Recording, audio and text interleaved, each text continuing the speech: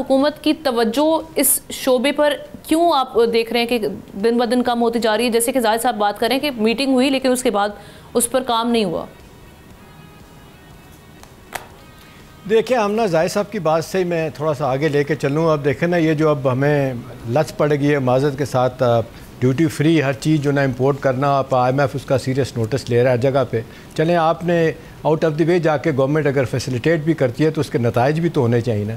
अभी आप मुझे बताएं कि अब क्या वजह है कि 14-15 मिलियन बेल पैदा हुआ करती थी, कम होते होते ये 5-5.5 मिलियन बेल पे आ गई हैं और ये कैश क्रॉप समझी जाती थी। हम जब से मैं प्रोफेशन में हूँ जर्नलिज्म के, मैं तो देख रहा हूँ आधे से ज़्यादा कॉटन, रॉ कॉटन को बेच के पैसे जेब में डालता है किसान, और बड़ा किसान, और घर चला जाता है। कोई डाइवर्सिफिकेशन नहीं है, कोई वैल्यू एडिशन नहीं है। बांग्लादेश, दुनिया मिसालें दे रही है, वियतनाम आप देखें वो आगे निकल गया, हर चीज़ बना के भेज रहा है बाहर, हमारे यहाँ नहीं है। अब सवाल ये कि कुछ तो आना जेन्युइन मुश्किलात हैं। देखें ना, ज़री शोबा पहले ही ज़बू हाली का शिकार है। 23% हमारा GDP का ऐसा एग्रीकल्चर, इसके बावजूद हम देख रहे हैं इतनी पैटर्नाइजेशन भी हुकूमत की होती है, इसके बावजूद फिर हम देखते हैं रिज़ल्ट नहीं निकल रहे होते। अब इसी कॉटन को अभी सामने आप रख के देख लें, जैसा मियाँ साहब भी बात कर रहे हैं। देखिए, हम ना कुछ तो क्लाइमेट चेंज है, वेदर पैटर्न इस तरह के तेज़ी के साथ हो रहे हैं को हमारी ये कॉटन क्रॉप जो है ना, ये जितनी हम चाह रहे हैं वो नहीं मिल रही होती।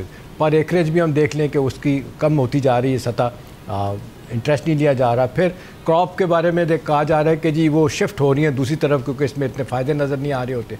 अब ये क्यों है? काश इसको हम सही मानों में असेस किया जाता हो। अब जिस तरह आप बता रहे हैं कि 7.5% इजाफा सिर्फ टेक्सटाइल में हुआ है, इसकी एक्सपोर्ट में हुआ है। काश ये जो बाहर से हमने धागा इंपोर्ट किया, बाकी चीज़ें इंपोर्ट की, इसको वैल्यू एडिशन करके बाहर भेजते, हमारा फॉरेन एक्सचेंज मिलता।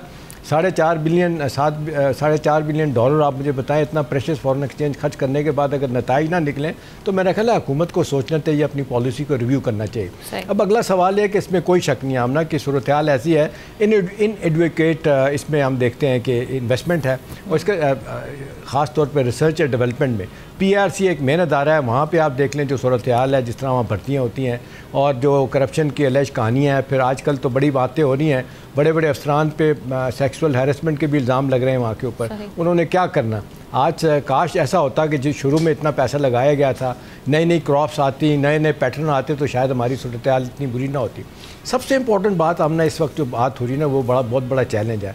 एक तो राइजिंग कॉस्ट ऑफ जो प्रोडक्शन है ना इसकी, वो कम होती चली जा रही है। दूसरा इंसेंटिव जिसका आप भी जिक्र कर रही हैं, मियाँ साहब ने भी कहा, देखिए कॉटन 2025 में अमेरिका में भी कमी वाक़ हुई है, वहाँ पे भी सूरत हाल ख़राब है वेदर की वजह से, ओवरऑल तो हमारे यहाँ भी है।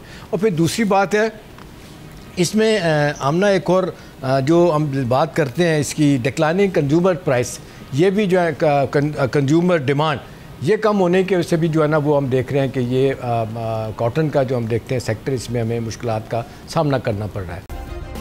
सब्सक्राइब करें और बेल दबाएं ताकि कोई खबर रह न जाए।